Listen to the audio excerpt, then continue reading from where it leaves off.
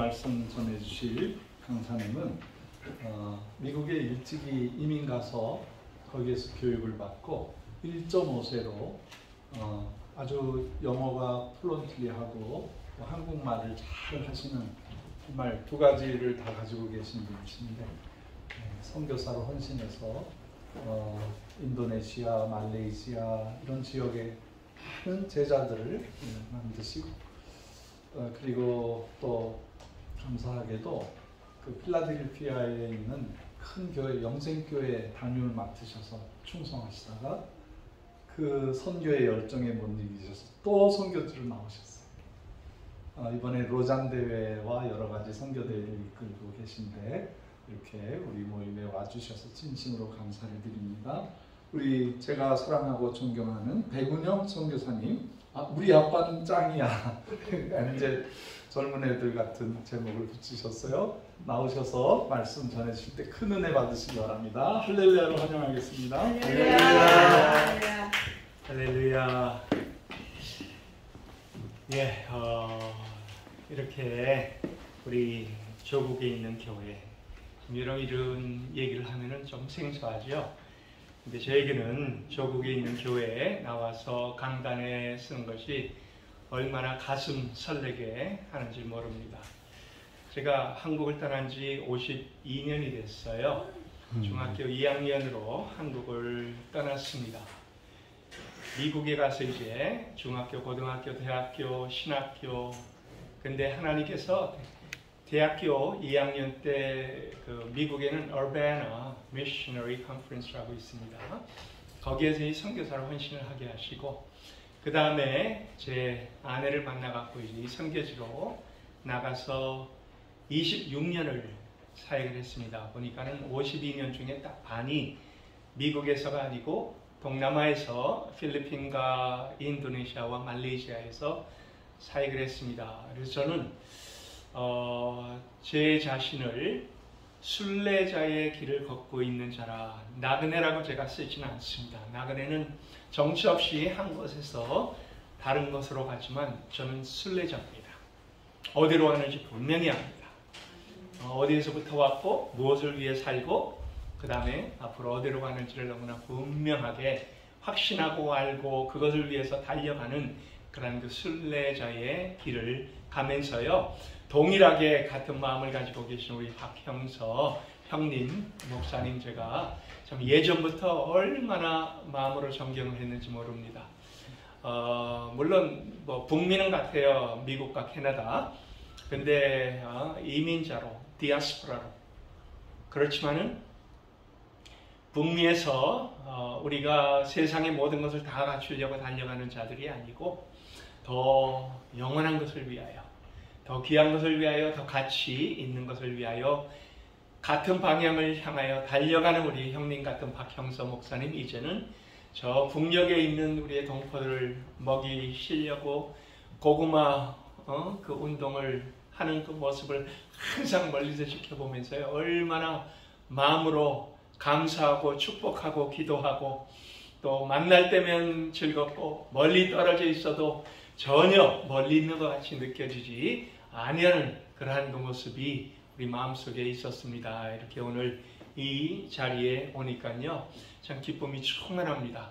제가 미국에 있을 때 아니면 동남아에 있을 때 우리 한국교회가 젊은이들이 점점 없어집니다라는 그런 얘기를 들었어요. 근데 이번에 한국에 제가 오랜만에 나왔기 때문에 제 눈으로 한번 한국교회 실체를 보기를 원했습니다. 사실 오전 예배를 3일 교회를 갔습니다. 물론 성태근 목사님 어디 해외에 나가서 안 계셨어요. 근데 거기에 있는 부목사님들이 뭐 1부, 2부, 3부 다 다른 분들이 이렇게 설교를 하시는데요. 마침 3부 예배를 저희가 가서 간절한 마음으로 앉아갖고 기도하는 마음으로 하나님께 예배를 드렸는데요. 제 마음에 불이 붙대요. 왜요? 정말 말씀이 살아있어. 그것을 제가 확인을 하고 주변을 둘러보니까 젊은이들이 엄청나게 많습니다. 들어가는 길에 보니까는 유모차가 그냥 한 100여 대가 이렇게 있는 걸 보면서 야, 우리 조국교회 결코 죽지 않는구나. 하나님의 말씀이 살아있으면은 하나님께서 반드시 역사하실 것이야. 이러한 너무나 분명한 확신이 있었습니다. 하나님께서 아마 저에게 주시는 그러한 손길로 만져주시는 것 같아요. 봐라, 내가 사랑하는 하나님의 그 자녀들이 있는 교회에 이렇듯 아름답게 세워지지 않았는가. 오늘 우리가 소수가 모였지만은 그러나 저는 이 강단에서 여러분들과 살아있는 이 하나님의 말씀을 같이 나누기를 원합니다. 아멘. 선교사 한 분이, 물론 스토리로 제가 시작을 하겠습니다. 선교사 한 분이 미국 선교사님이에요. 한국에 와갖고 아직 언어가 완전치 않은데 충청도에 갔습니다. 그래, 충청도에서 살다 보니까 머리가 길어요. 저도 이제 어제 갑자기 평창에서 이발을 했는데, 근데 우리 미국 선교사님 머리가 길어요. 그래서 이발하러 이발소에 갔습니다. 들어서니까 여러분 충청도에서 어떻게 인사합니까? 와시유 하면서 인사를 하는 거예요. 제가 지난주에요 부산에 가갖고 이 얘기를 했더니 부산에서는 아니에요, 우리는 왔는겨 이렇게 인사를 한다. 근데 제가 한번 따라해 보니까 아무리 해도 그거는 경상도 발음이 아니다. 제 아내가 사실 부산 사람이거든요. 그래서 많이 들어갔고 제가 이 흉내를 내도 흉내가 안 돼요. 근데 어쨌든 충청도에서 와시유 하고 이발사가 인사를 합니다. 근데 이 선교사님이요 깜짝 놀랐습니다. 한국 이 시골 구석에서 이발사가 영어를 하네. 와시유. 여러분 이거 알아들으시겠죠? 그래갖고 선교사가 이발소안에 두리번 하다 제일 크게 보이는 게 뭡니까? 거울이에요. 그래서 mirror 하고 얘기를 했습니다. 그랬더니 이발사가 이분을 친절히 앉으라고 해요. 그래서 앉았습니다. 그랬더니 바리깡을 가지고 뒤에서부터 앞으로 다 밀어버렸어. 밀어. 자, 제가 무슨 얘기를 하려고 합니까? 보세요. 대화는 됐어요. 근데 소통이 이루어지지 않았습니다. 그렇죠. 이 두 사람이 대화하는 것 같았고, 한 사람은 우리말을 했지만 영어처럼 들리고, 한 사람은 영어를 했지만 우리말처럼 들리면서 거기에서 이 결과를 만들어냈지만 전혀 소통은 안 됐습니다. 저는 때로 이런 생각을 해봐요. 우리가 하나님께 기도할 때 과연 소통하고 있는가? 아니면 일방적으로 하나님께 때를 쓰고 있는 기도가 없지 않은가? 우리가 이 하나님의 마음을 읽어야 되고, 하나님께서 우리에게 원하시는 것이 무언가를 알아야 되고, 그리고 그것이 또 말씀을 통해서 우리에게 확인되는 것을 우리가 매일 알아가야 되는 그 과정에 있어야 되는데, 때로 우리는 그냥 추상적인 그러한 그 하나님의 개념 속에 사로잡혀갖고 내가 원하는 것만 하나님께 고집 부리듯이 요구하는 그러한 그 기도가 얼마나 많았나 하는 생각을 한번 해봅니다. 제 둘째 딸이요, 저에게 아주 귀한 레슨을 준 적이 있습니다. 저에게는 아들이 있습니다. 근데요, 이 미국에서요, 보통 둘째를 가지고 뭐라고 부르는지 아세요? Middle Child Syndrome이라 이렇게 얘기를 합니다. 첫째는 부모들이 자연적으로 신경을 쓰죠. 막내는 막내이기 때문에 사랑을 받습니다. 근데 둘째는요, 항상 막내하고 그 다음에 첫째와 치여갖고 자기도 존재한다는 것을 부모에게 나타내려고 일부러 다양한 그러한 그 문제를 일으키기도 하고, 그 다음에 부모에게 자기의 존재 가치를 알리려고 하는 그러한 그 모습들이 굉장히 많이 있습니다. 우리 둘째 딸이 그랬어요. 근데요, 여러분 혹시 한국에서 아마 예전에 봤던 그 미국 프로그램인데요, TV 프로그램 맥가이버라고 아세요? 예, 기억나시죠? 맥가이버는요, 어디든지 자기가 처해 있는 상황에서 있는 것을 두리번 하면서 확인해 갖고 그걸로 툴을 삼아서 고장난 걸 고치기도 하고 아니면 문제가 생기면 문제를 해결하기도 하는 아주 특별한 사람입니다. 제 아내가 저를 뭐라고 부르는지 아세요? 백가이버라고 부릅니다. 제 이름이 백시지요. 저는요 어릴 때부터 이 공부를 가지고 다양한 것들을 일을 하는 걸 굉장히 좋아했어요. 그러다 보니까 제가 1990년도에 이제 선교지로 가게 됐는데 우리 이서선 선교사님 저 뒤에 계시네요. 저분도 한때는 또 저희하고 이 선교의 그 경력을 같이 겪어 가신 분입니다. 근데요, 어쨌든 이 1990년도에 제가 선교지로 나가면서요, 그러면서 그때는 필리핀으로 나갔는데요, 미국에서 필리핀 가면서 제가 툴박스를 큰 거를 하나 갖고 갔습니다. 그 안에는 모든 공부가 다 들어 있습니다. 왜요? 뭔가 고장나면은 제가 그걸 가지다가 고칩니다. Electrical, Mechanical, 아니면 Carpentry, Plumbing, 뭐 뭐든지 다 집에서 고장난 거 제 아내 한마디, 제 아내는 저를 하니라고 부릅니다. 여러분 제가 하니처럼 보이죠? 예, 저희는 이렇게 아주 굉장히 가깝습니다. 하니 하면 이제 저를 백가이버라고 부르면요, 제가 이제 연장 공부를 가지고 뛰어갑니다. 뭐가 고장났어? 근데요, 뭘 고치려고 하면요, 저에게 제가 이제 아들이 있다고 했죠. 저는 아들이 좀 저러러 와갖고 이렇게 들여다보면서 Daddy, what are you doing? 아빠 뭘 해? 이렇게 물어보기를 굉장히 바라는데요. 제 아들은 별로 그렇게 관심이 없어요. 근데 제 둘째 딸이 제가 하는 거에 너무너무 크게 관심을 가지고 있습니다. 근데요, 아무리 미국을 제가 52년 전에 갔어도 아마 저는 할 수 없는 한국 남자의 피가 흐르는 것 같아요. 제가 딸에게 뭐라고 하는지 아세요? 엔지야, 엄마한테 가, 엄마한테. 저 부엌에 엄마한테 가. 왜요? 너는 딸이니까 부엌에 가서 엄마가 하는 것을 관심 있게 봐야지 왜 아빠가 하는 여기에 관심을 가지느냐. 제가 그러면서 이 애를 쫓아냅니다. 그러면요, 제 둘째가 뭘 하는지 아세요? 엄마한테 안 가요. 왜? 엄마 하는 거 재미가 없거든요. 아빠가 하는 이 툴박스, 이게 어떻게 사용이 될까, 이게 너무너무 큰 관심인데 아빠는 쫓아내버리니까 가면서 저 뒤에서 숨어갖고 아빠가 하는 거를 유심히 지켜봅니다. 그리고 그 다음에 뭘 해요? 제가 다 끝나고 제 툴박스에 모든 공구를 다 넣고 나서 그 다음에 창고에 갖다 놓으면요, 제가 밖으로 나간 다음에 그 공부 박스를 가지고 와서 아빠를 흉내를 내요. 그리고 제가 하던 모습 그대로, 그리고 모든 걸 다 고장내드리고 맙니다.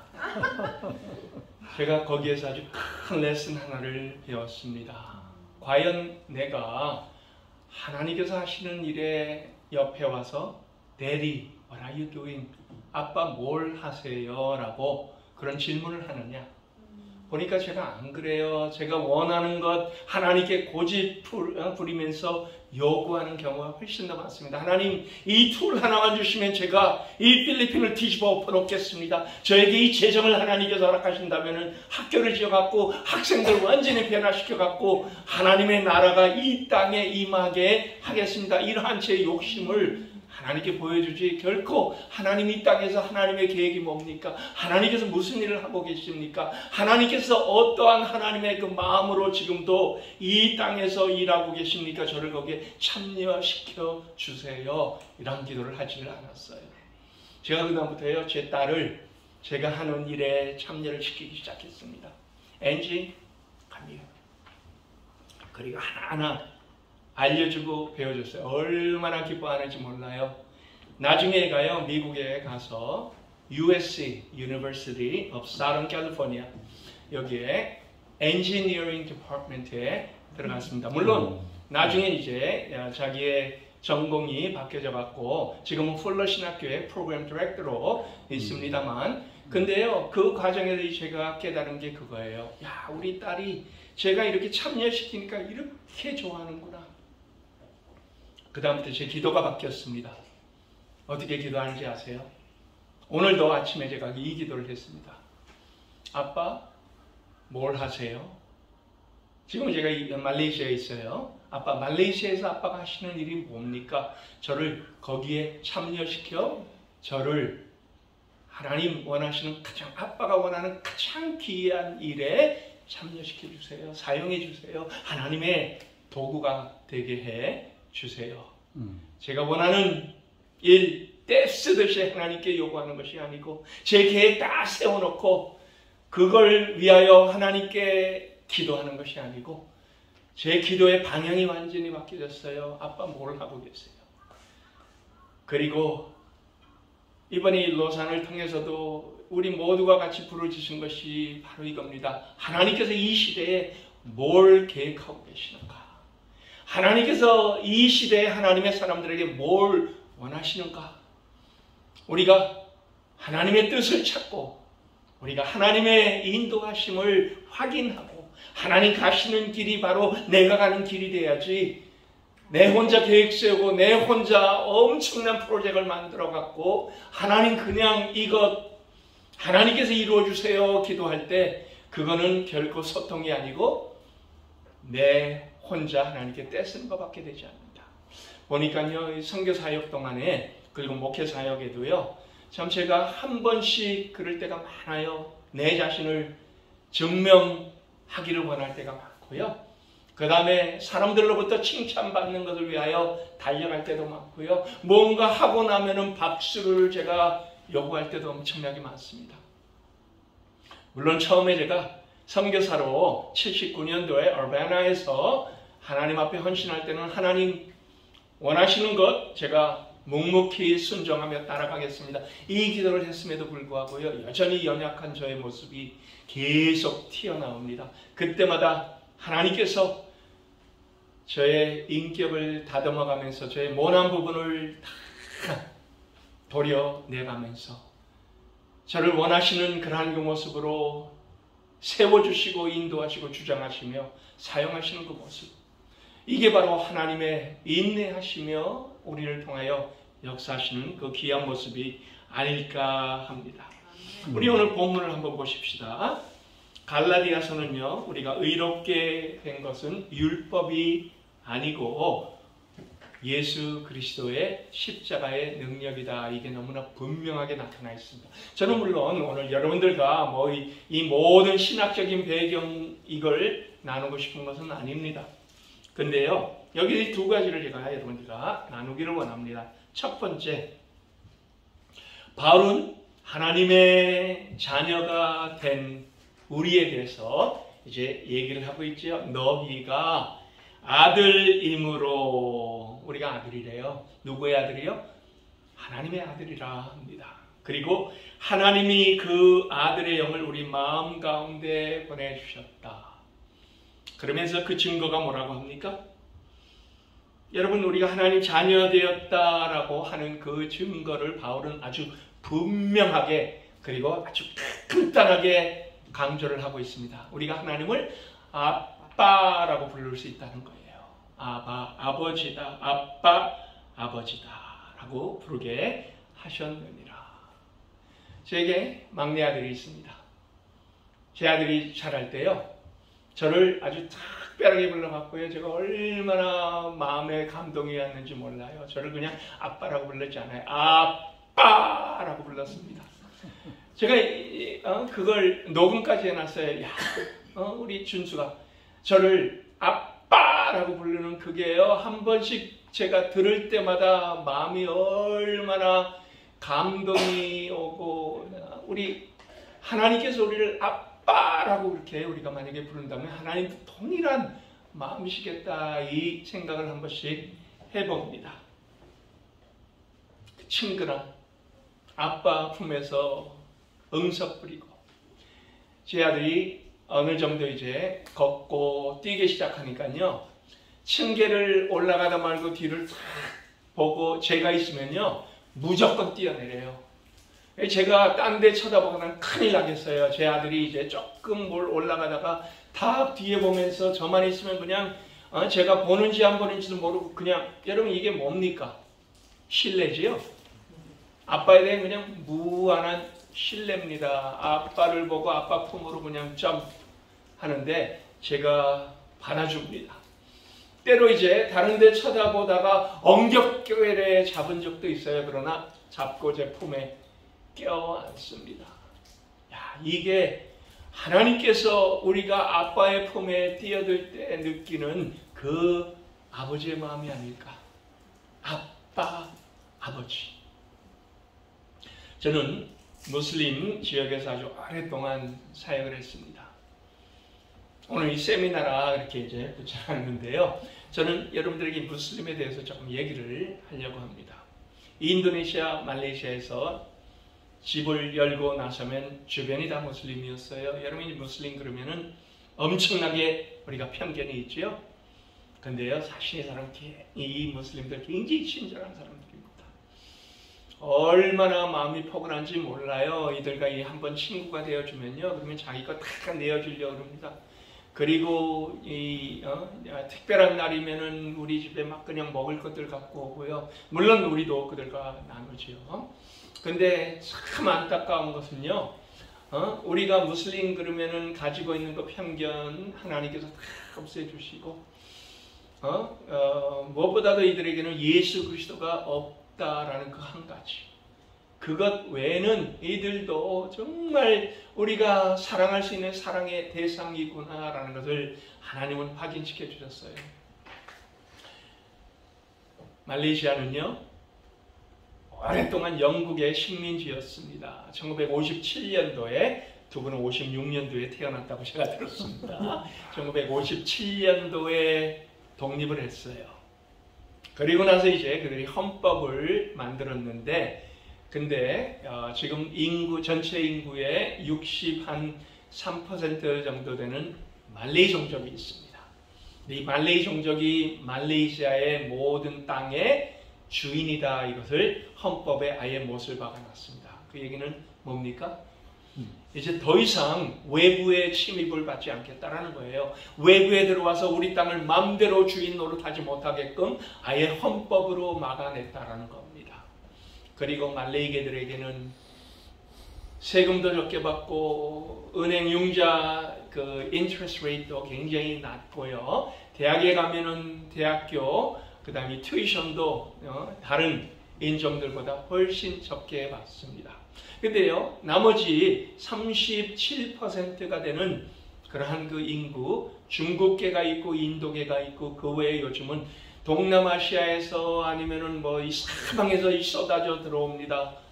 많은 그러한 그 인종 그룹들. 근데요, 아무리 100년을 살아도 200년을 살아도 4대째 5대째 살아도 중국계나 인도계는 말레이시아의 주인이 아닙니다. 말레이계만 말레이시아의 주인입니다. 그리고 말레이계들은 헌법에 또 하나 명시를 했습니다. 이슬람 종교 외에는 다른 종교를 허용하지 않는다. 즉 다시 얘기하면요, 그들은 전부 다 무슬림이에요. 무슬림, 이슬람 여러분 차이를 아시죠? 종교를 얘기할 때는 이슬람이고요, 그 이슬람 종교를 믿는 사람들을 얘기할 때 무슬림입니다. 그래서 말레이계들은 전부 다 무슬림이어야만 합니다. 근데요, 그들 중에 요즘 특히 젊은이들 중에 엄청나게 많은 개종이 이루어지고 있습니다. 왜요? 외부에서 들어간 디아스포라에 의해서 젊은이들끼리 친구가 되어주죠.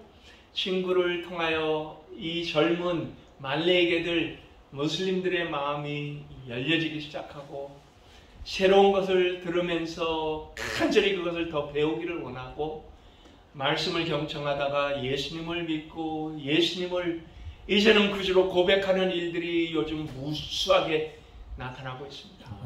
그런데 그 중에서요, 제일 중요한 건 이거예요. 오랫동안 자기들은 알라를 신으로 알았습니다. 근데 알라 개념이 뭡니까? 알라는 완벽한 신으로서 저 멀리 계시는 분이에요. 그리고 알라는 율법으로 다스리는 분으로 그들은 생각하고 있습니다. 그래서 벌벌 떨면서 살아갑니다. 혹시 내가 율법을 범하지 않았는지. 즉 천국에 가면요, 이런 식입니다. 저울이 있습니다. 그러면 한쪽에는 율법이고요, 근데 자기들도 알아요. 율법을 완전히 지키지 못한다는 것을. 그러면은 율법을 범했을 때 이제 천국에 가서 그 율법을 제대로 범하지 못하면은 그러면은 저울추가 이쪽으로 기울어졌겠죠. 그러면은 지옥에 간다는 걸 압니다. 근데 다른 쪽에 뭐가 있지요? 선행을 해야만 이 잘못한 것이 바로잡아준다. 그리고 선행의 추가 더 무거울수록 자기는 천국에 갈 수 있다. 이게 이제 무슬림들이 보통 믿는 그러한 그 행위의 신앙입니다. 자, 그래서 그들은 선행을 하려고 노력을 합니다. 자, 근데요, 젊은 사람들이 아무리 그래도요, 마음에 채워지지 않는 부분이 있습니다. 자기들이 율법을 지키려고 노력을 하고 선행을 하려고 노력을 해도 그러나 이 신적인 존재가 자기들 마음에 와 닿지 않는 거예요. 그러다가 복음을 듣습니다. 하나님에 대해서 듣습니다. 예수 그리스도. 그리고 기독교의 하나님은 뭐예요? 아빠, 아버지. 가까이 계시는 분. 우리의 고통을 아시는 분. 우리의 부족함도 이해하시는 분. 용서하시는 하나님.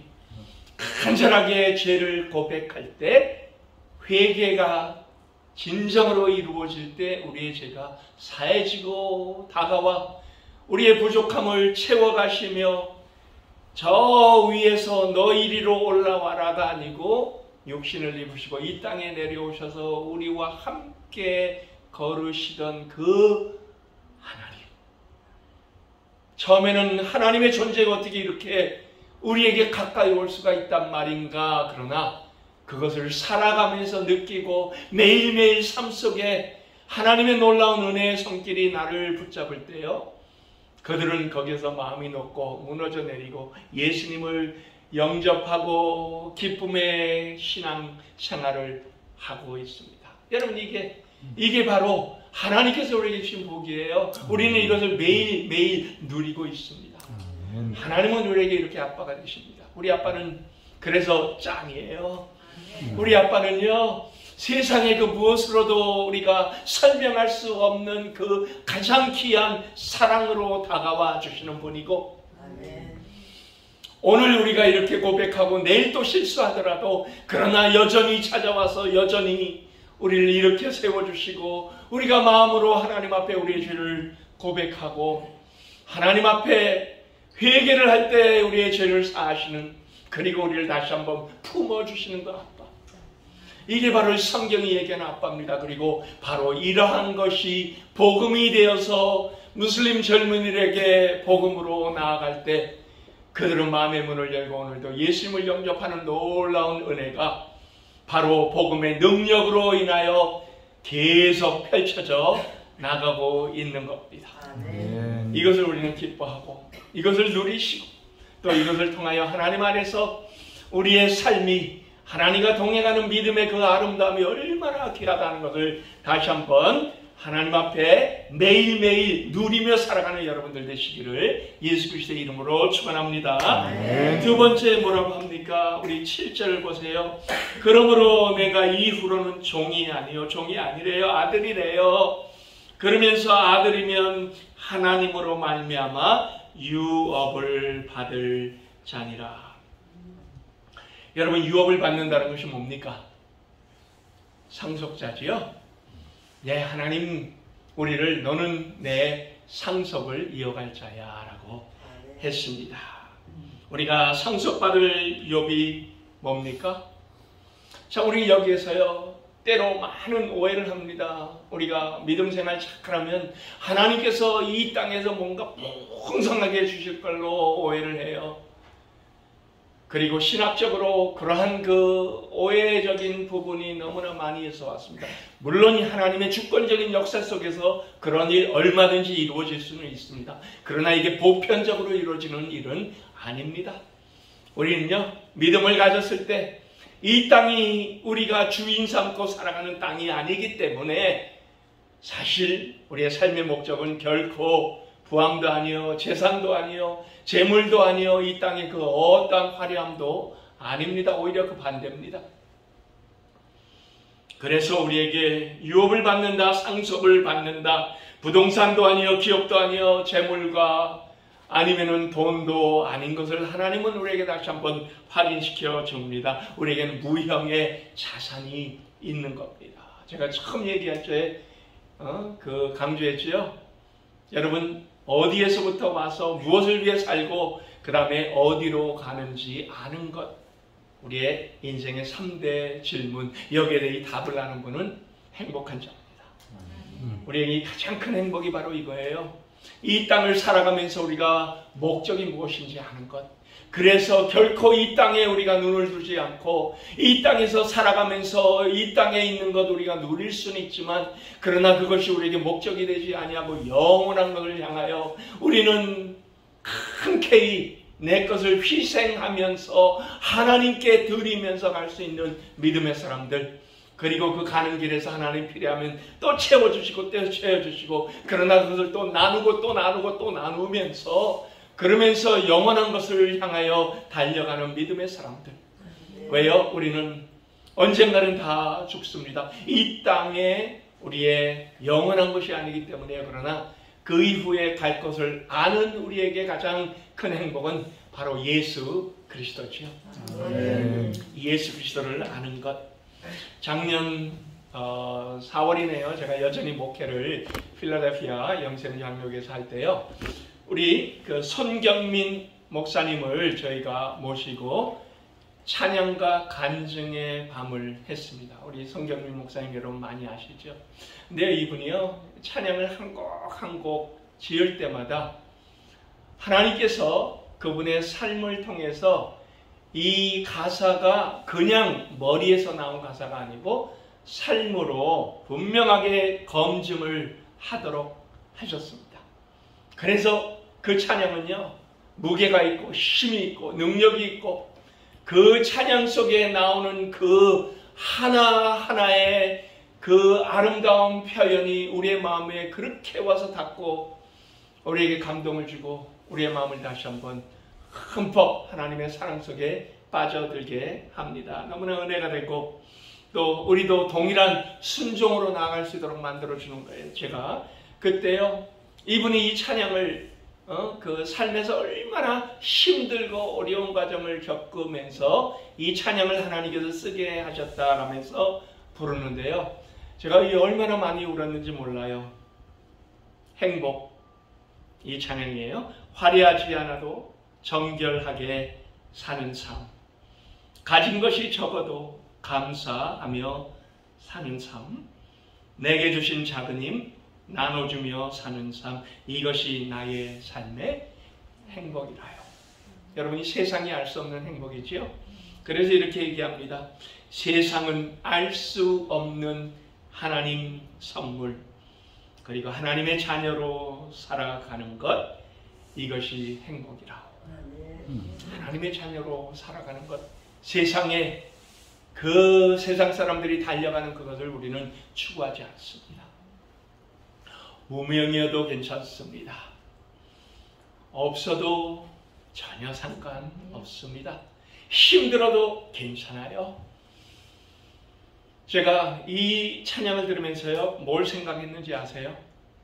예전에 선교사 초기 때 저희가 필리핀의 사마르 지역에서 살았던 적이 있습니다. 우리 이서선 선교사님도 훈련받으면서 거기를 잠깐 거쳐 가신 것 기억을 하는데요. 여러분, 필리핀은요, 위로 이제 그 루손 섬이 있고요, 제일 밑으로 민다나오 섬이 있어요. 그리고 중간에요, 비사얀 아일랜드라 그렇게 얘기를 합니다. 섬들이 워낙 많기 때문에. 근데 그 중에 제일 동쪽에 위치한 섬이 사마르 섬입니다. 우리가 살았던 것이 바로 그 지역이었어요. 미전도 종족인 와라이 종족이 있었습니다. 왜요? 와라이란 말은요, 아무것도 없다. 따갈락으로 하면 왈라인데 그 지역으로 따지면 와라이예요. 그리고 그것도 2번 강조를 합니다. 아무것도 없는 종족. 그래서 그들은 가장 낙후된 지역이고 가장 아무것도 없는 지역이기 때문에 그 지역을 연구조사하던 조용중 선교사님이 여기에 누군가 가야 될 텐데 이 마음이 너무너무 뜨거웠고요. 제가 동역자로서 우리 선교사님의 마음을 읽고, 선교사님 제 안에만 예수를 한다면 우리가 그 지역 들어가겠습니다. 그리고 제 아내 마음이 바뀔 때까지 6개월을 제가 기다리면서 하나님께서 제 아내의 마음을 움직여 결국 우리가 그 지역으로 들어갔어요. 하루에 2시간 전기가 들어오는 지역이었습니다. 물도 길어서 푸거나 아니면은 이제 지붕이죠. 지붕에 받아갖고 그 다음에 그 물탱크에 넣었다가 꺼내 마시는 그러한 방식이었습니다. 제 아내는 국민학교, 그때는 국민학교라고 했어요. 요즘은 초등학교죠. 6학년 마치지도 못하고 미국에 갔던 사람입니다. 제가 5년 기도를 해서 이 선교사로 완전히 만들어갖고 선교지에 데리고 나간 사람인데 마닐라만 해도 힘든데 거기에서 더 사마르라는 지역 아무것도 없어요. 애 둘을 데리고 그 지역에 가서 셋째를 낳습니다. 그리고 그 기저귀조차 살 수 없는 disposable diaper. 보통 마닐라에 있으면 구입하면 돼요. 그러나 그 지역에는 없어요.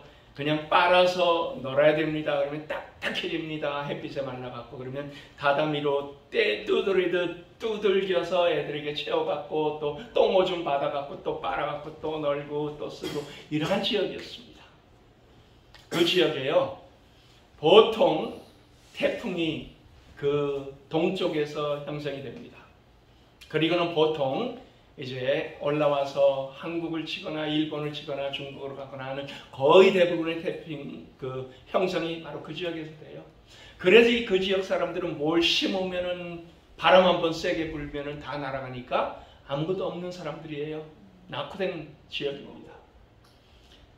태풍이 오기 전에 우리는 집에서요 창문마다 큰 널빤지로 못을 받고 집안에 둘러앉아갖고 애들하고 같이 찬양을 합니다. 밖에선 바람이 쌩쌩 불어요. 집이 날아갈 정도입니다. 근데 애들 둘하고 이제 제 아내가 이제 임신을 했죠. 셋째가 거기서 태어났으니까요. 애들 둘하고 같이 한 이불 속에 들어가갖고 부모의 마음은 이제 태풍이 크게 불어갖고 지붕 날아가면 어쩌나 이런 마음이에요. 그러다가 우리가 찬양을 합니다. 무슨 찬양하는지 아세요? 바람 불어도 괜찮아요. 괜찮아요. 괜찮아요. 파도 일어도 괜찮아요. 나는 괜찮아요. 바람을 지으신 하나님, 파도를 만드신 하나님, 주님 내 안에 계시니까 나는 괜찮아요. 지금 우리 애 셋이요 결혼을 해서 우리가 또 각각 손주를 다 두고 있습니다. 이 셋째는 이제 곧 태어납니다. 근데요 우리 자녀들이요 그 찬양 여전히 기억을 해요. 근데요 그때 우리는 지붕 날아갈까 밖에서 바람 부는 소리, 나무 꺾이는 소리 마음을 졸이고 있는데요. 우리 딸 둘은요 부모가 옆에 있으니까 깔깔깔깔거리면서 너무 재밌다고 하면서 이 찬양을 불러댑니다. 제가 그때 알았어요. 아빠 옆에, 엄마 옆에 있는 자녀들의 마음이 그 환경과 그 모든 폭풍 속에서도 이렇게 편안하구나. 나는 괜찮아요. 우리 애들의 마음이 그래요. 난 괜찮아요. 그리고 그 신앙으로 그 다음에 인도네시아에서 말레이시아에서 자라났습니다. 하나님께서 우리에게 주신 것 바로 이런 거예요. 난 괜찮아요. 왜요? 내 아빠가 나를 붙잡고 계시기 때문에, 내 아빠가 나 동행하시기 때문에, 힘들거려워도 내 아빠의 그 눈은 나를 여전히 보고 계시기 때문에 그렇다고 우리를 금방 건져주시지 아니할 수도 있습니다. 그러나 그 과정을 통하여 우리를 더욱더 든든하게 만들어 주십니다. 그 과정을 통하여 우리에게 신앙적인 인격으로 형성시켜 주시기 때문에 나는 괜찮아요. 그리고 그것이 하나님께서 나를 향하신 사랑의 손길이라면 기꺼이 받겠습니다. 이게 바로 하나님께서 우리에게 원하시는 신앙의 방편이잖아요. 저에게 아들이 있어요. 제가 물론 얘기했죠. 태어나고 나니까요, 저를 닮아서 얼마나 준수하게 생겼는지 이름을 준수라고 했습니다. 그래서 백준수입니다. 이 아들이 한 8살, 9살 됐을 때 우리가 인도네시아에서 학교를 다녔습니다. 그쪽에는 이제 선교사 자녀 학교가 있어요. 미국 선교사들이 세운 학교지만 저희가 또 미주 출신이기 때문에 제 아내는 거기에 교사로 있었고 저는 그 학교에 또 이사로 전체를 운영하는 그러한 일들을 함께 했습니다. 선교사 자녀들 중에 한국 선교사 자녀들이 보통 25%, 30% 됐었는데 한 번은요, 한국 CJ 그룹에서 이제 여기가 동부 자바 지역입니다. 사탕수수가 엄청나게 넓게 펼쳐져 있습니다. CJ 그룹에서 여기에 공장을 세웠습니다. 사탕수수가 많은 지역이니까요. 그리고 그 다음부터 어떻게 됩니까? 주재원들이 오기 시작해요, 한국에서. 그리고 자기들이 보낼 학교가 여기밖에는 없으니까는 결국은 이 학교로 보냅니다.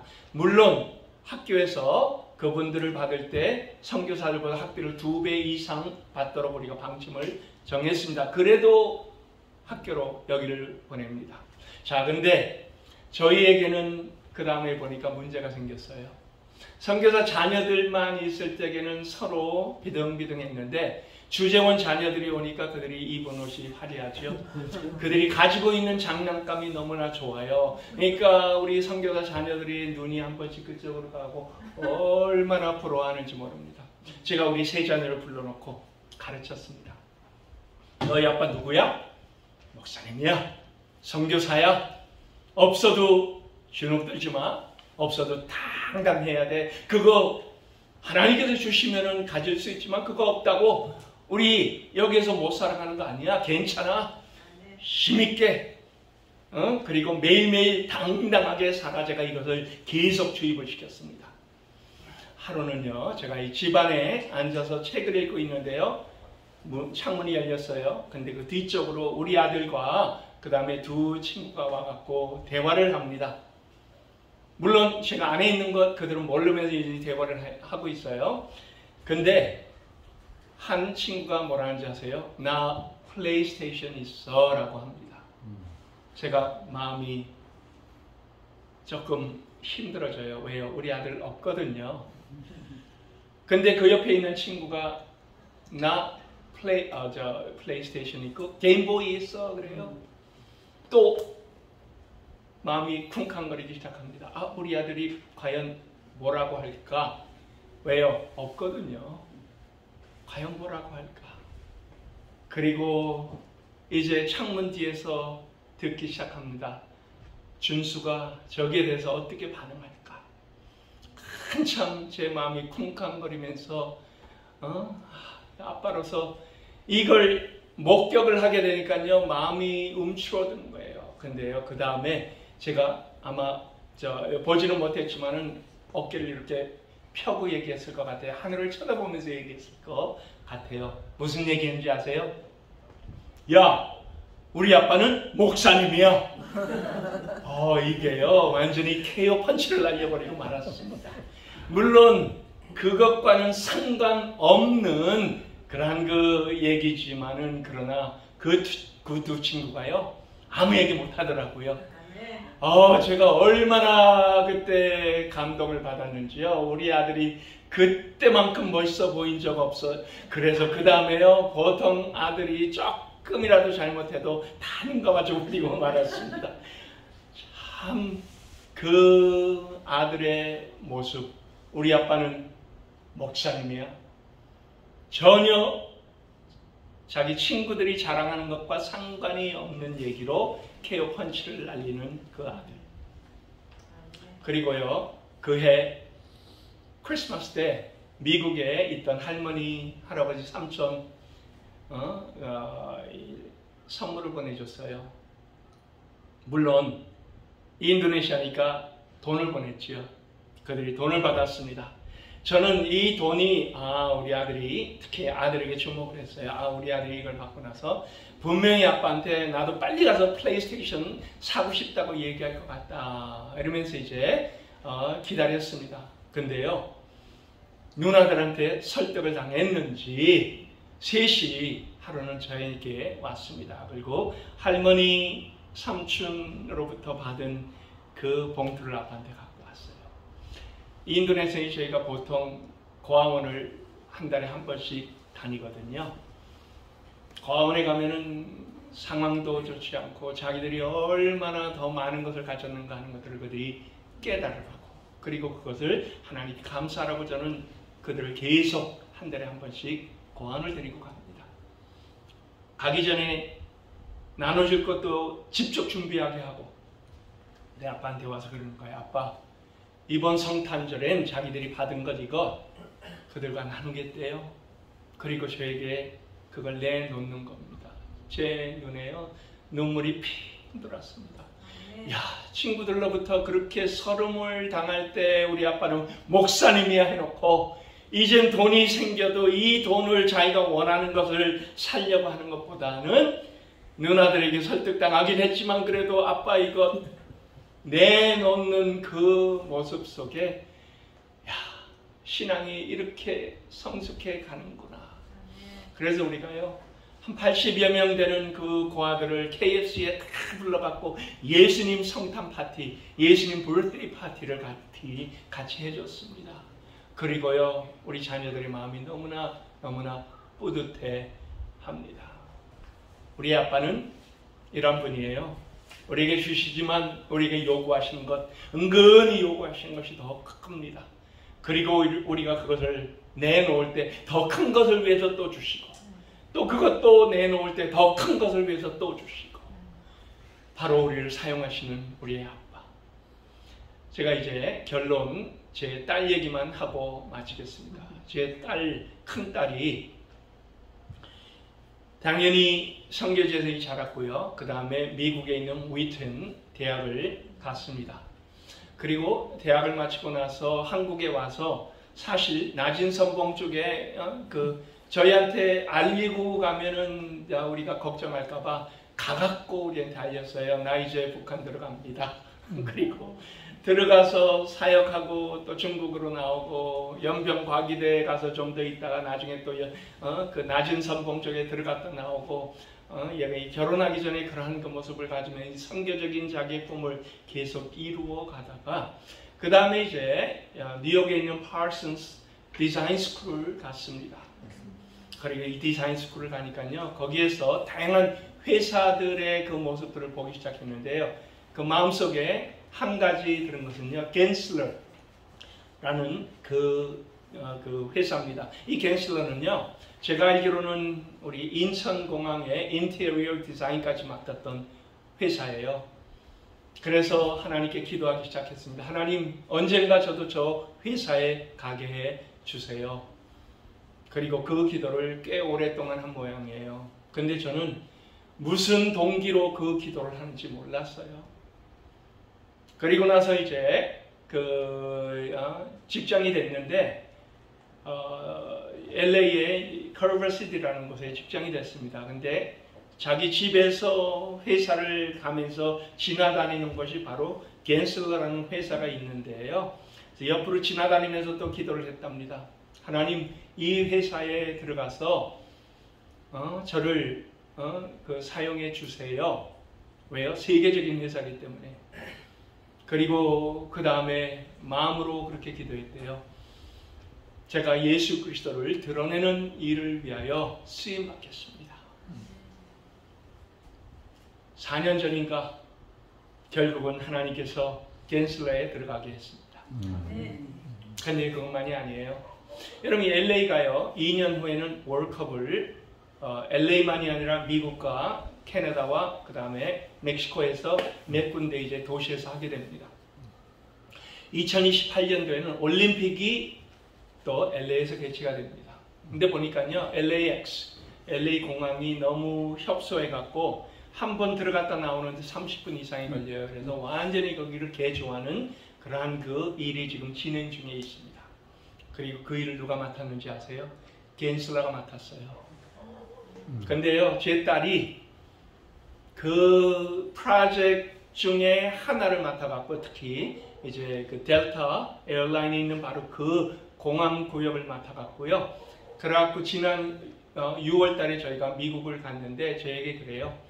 자기가 한번 사인을 하는데 너무나 겁이 나갖고 사인을 못하겠대요. 부들부들 떨려서. 보니까는 멀티 빌리언 달러 프로젝트를 하는데 자기 사인이 있어야만 그게 이제 패스가 되는 그 사인하는 자리에 그리고 자기 밑에는 7명인가 8명인가 그 디자이너가 있는데 자기보다 다 실력이 난 것 같은데 하나님께서 왜 이런 자리에 자기를 올려주셨는지 그러면서 여전히 마음에 들고 있어요. 그래서 제가 하나님께서 분명히 목적이 있어서 너를 그 자리에 보내셨을 것이다. 너 기도가 뭐였냐? 예수 그리스도를 드러내기 위한 것이 너 기도였지 않느냐. 우리의 동기가 분명하면요, 우리가 원하는 것이 확실하면 하나님께서 어느 자리든 우리를 보내주십니다. 아멘. 그리고 그 안에서 하나님의 귀한 영광을 드러내시기를 원합니다. 아멘. 우리 아빠는 짱이야. 여러분, 정말 우리 아빠는 짱이에요. 아멘. 가까이 계십니다. 우리를 인도하고 주장하고 또 매일매일 우리와 동행하고 계시는 이 아빠. 오늘 말씀을 통하여 우리에게 다시 한번 확인이 됩니다. 아빠, 아버지. 그 아빠, 아버지의 마음을 읽어내며 아빠, 아버지와 동행하며 아빠, 아버지의 쓰임을 받고 그 다음에 그 쓰임 속에 귀한 영광이 우리를 통하여 하나님께 들려지는 그러한 그 귀한 믿음의 하나님 자녀가 다 될 수 있기를, 그리고 여러분이 하는 사역도 하나님을 드러내는 귀한 영광의 사역이 될 수 있기를 예수 그리스도의 이름으로 축원합니다. 아멘. 하나님 감사합니다. 그렇습니다. 우리 아빠 되신 하나님, 멀리 계신 신적인 존재가 아니고 매일매일 우리와 동행하며 우리의 아픔도 하시고 우리의 기쁨도 같이 누리시며 우리에게 박수도 쳐주시고 우리가 힘들고 어려울 때 와서 도닥여 주시며 우리를 세워주시고 우리를 사용하시며 가장 귀한 일을 위하여 또 우리에게 그 믿음의 전선에 쓰임받게 하시니 아버지 하나님, 오늘도 말씀을 통하여 우리가 힘을 얻습니다. 그리고 우리의 관계를 통하여 다시 한번 확인이 됩니다. 하나님, 한가운 주의 사랑교회를 하나님께서 기억하시고 마음의 간절한 소망을 하나님 아시오니 그 소망이 분명히 하나님의 영광을 위하여 오랫동안 하나님께 기도한 그 귀한 소망인 것을 알 때 하나님께서 응답하시고 세상의 그 무엇보다도 가장 뜨거운 방법으로 하나님의 영광이 나타내는 교회 되게 하여 주옵소서. 오늘 예배한 모든 믿음의 사람들 한 분 한 분들 하나님께서 다 하나님의 귀한 사랑의 손으로 어루만져 주시면서 또 하나님과 동행하는 믿음의 귀한 삶을 통하여 더욱더 아름답게 쓰임받는 우리 모두가 되기를 간절히 바라옵고 우리 구주 예수 그리스도의 이름으로 기도하옵나이다. 아멘.